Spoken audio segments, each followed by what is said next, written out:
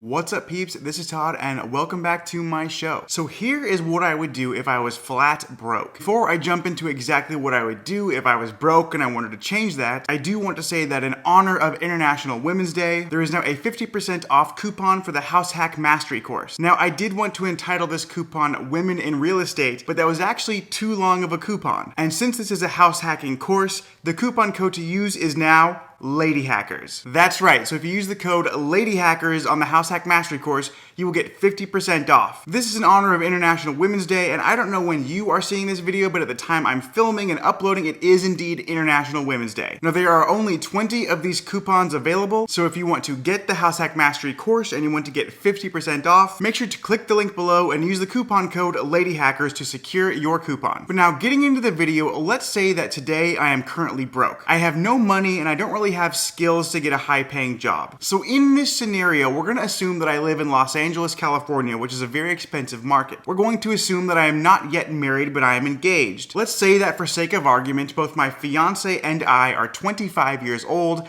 and we both work at McDonald's making $15 an hour. Now, in case anyone is curious, $15 an hour actually is what you would make if you were working fast food in Los Angeles. So that's the scenario. I am not married, but I'm engaged. We are both 25 years old, and we both make $15 an hour living in Los Angeles, California. We have no money, and with the amount of money that we make from working at McDonald's, we can't reasonably afford rent. So here is what I would do. I would talk to my fiance about this crazy thing called house hacking, where you essentially live for free by owning a home and renting out the other bedrooms. I would acknowledge with my fiance that we can't do that here in Los Angeles because we don't make enough money to actually afford a home. But we could afford a home in Cleveland, Ohio. And once my fiance was on board, we would hop on a plane and we would move to Cleveland, Ohio. Now, once we land in Cleveland, Ohio, we would go both apply at the Amazon warehouse. The Amazon warehouse is paying $15 to $20 an hour, and because there is a labor shortage, like literally there are 11 million unfilled positions, we could negotiate for that $20 per hour. And to make things even better, Amazon warehouse jobs are doing same-day hiring, so my fiance and I could both go interview for a job and get hired that exact same day. So now, we've left Los Angeles and our income has increased from $15 an hour to $20 an hour. Now, you might think that that is a pretty nice jump, but wait till you see what we're saving on rent. Because my fiance and I, we're going to rent a room just like this one. It's a room for rent in Cleveland, Ohio for $600 per month. Now, you may think that is absolutely absurd that an engaged couple would rent one bedroom together and live with strangers and have roommates. But again, in this specific scenario,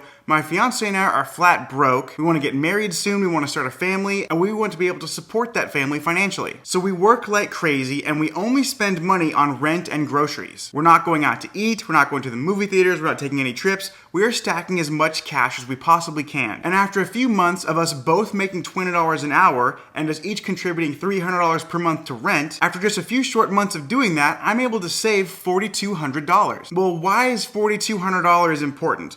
Well, it would allow me to buy a home using a first-time homebuyer program where I put a 5% down on a house just like this. It is a 7-bedroom, 3-bathroom home in Cleveland, Ohio, and the purchase price of this entire house is $84,000. Now, this is really important.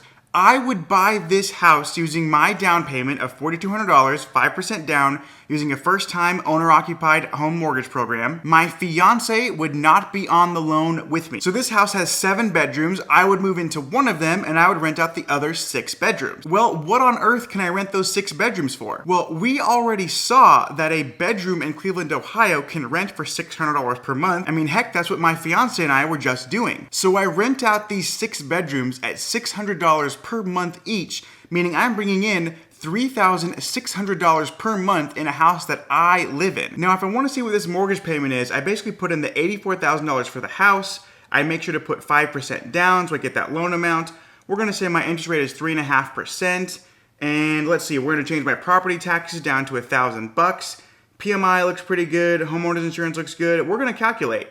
And that comes out to a monthly payment of $558.25 per month. And remember, I'm bringing in $3,600 per month. So basically, it's like I'm being paid $3,000 a month to live in a house that I now own. Now, at the same time that I am doing this, my fiance is also gearing up to buy a house in Cleveland, Ohio. And she bought a house similar to this one. It's a 4-bedroom, 2-bathroom house for sale for $44,000. She also is going to put 5% down as a first-time owner-occupied homebuyer program. Now, the mortgage payment for her house is going to be about $330 per month. And because this is a 4-bedroom house, she's going to live in one of them. There are 3 extra bedrooms to rent out. We already know the going rate for a room to rent in Cleveland, Ohio is $600 per month. So she's going to be bringing in $1,800 per month on this house that she lives in, and her mortgage payment is only $330 a month. So again, it's like she's being paid $1,500 to live in a house that she owns. So now here's what's going on. We are engaged, but we are not yet married. I live in my house and she lives in her house. We are both house hacking, we're both getting paid to live, and we're both making a pretty decent amount of cash flow. Now the catch is we're both going to live in our respective houses for 1 whole year. That is because you can buy a new primary residence every 12 months, and that's exactly what we're going to do. So after 1 year, I'm going to buy a house like this one. It is $57,000 and it is 4 bedrooms, 2 bathrooms. Now, I just moved out of one of the bedrooms in my other house, so I'm gonna rent that out for $600 a month. And when I move into this house, I'm gonna occupy one of the 4 bedrooms, and the other 3 bedrooms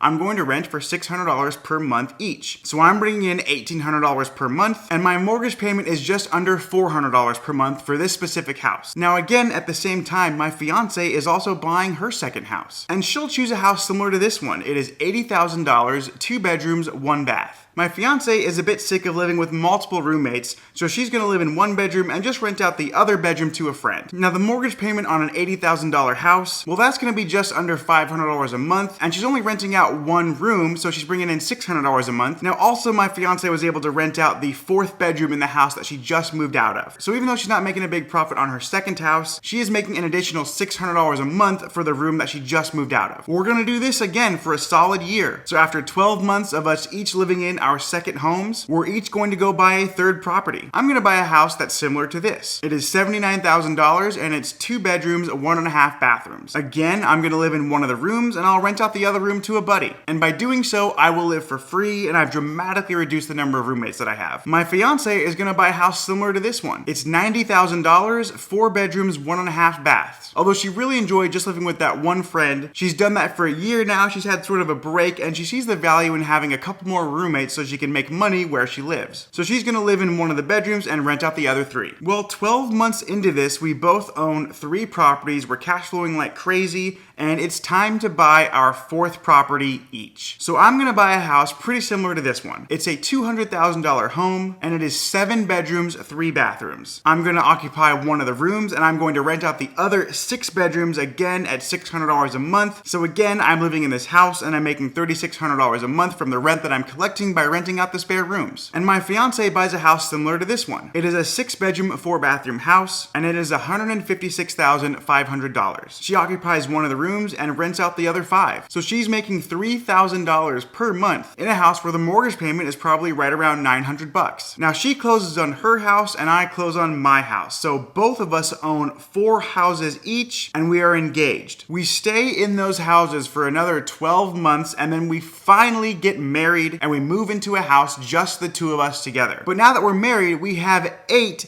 cash flowing house hacks. And remember, we started this journey when we were 25 years old, and we did this for 4 years. So now we are 29 years old, we are married, we have 8 cash flowing rental houses, and we finally have enough money to go get a place of our own and not have any roommates. Now, when you take all of the bedrooms across all 8 houses, that brings you to 36 total bedrooms. Times $600 per month per room, that is $21,600 per month that we're bringing in from these house hacks. Now you guys saw that most of the mortgage payments on these houses were under $1,000. So if we take the $21,600 in total rent, and being very conservative, we subtract out $10,000 for mortgages and expenses, that means that in passive income, we're bringing in $11,600 per month. Not to mention, at this point, we still both work at an Amazon warehouse making $20 an hour. So now we make $11,600 per month in passive income. If we want to, we could move back to Los Angeles. Or Or we could buy a pretty sweet mansion in Cleveland, Ohio, and have a mortgage payment of $8,000 a month and still have a couple grand left over. And if anybody is wondering how all of this is possible, I do teach this strategy in my House Hack Mastery course. If you're thinking there, shaking your head and just saying, oh man, I don't believe this is possible, I highly encourage you to check out the Todd Baldwin School of Finance and take a look at the course curriculum for my House Hack Mastery course. It teaches everything you need to know about how to build a house hack empire. Well, I hope this video was helpful to you, and I'll see you in the next one.